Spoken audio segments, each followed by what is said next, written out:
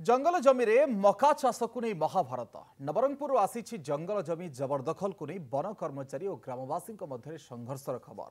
जंगल जमी रे मका चाष न करने को फरेस्टर और गार्ड को मरणांतक आक्रमण करते ग्रामवासी। दिनक पर वन कर्मचारी पालटा आक्रमण में 7 जन ग्रामवासी आहत होती।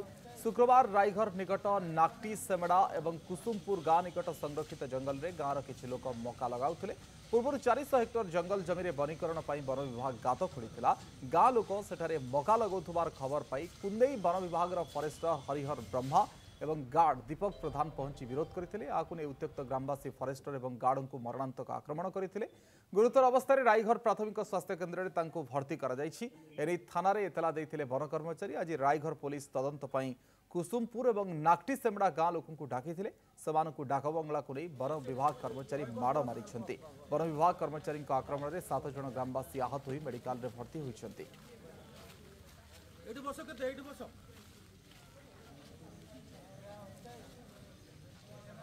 से हल जगार से निजे आसले बुझाऊली लोक मन को मारा भिटा करबनी कहबार मारी नाइते मुई भी जानी नाई सेतकी बेले आज डाकी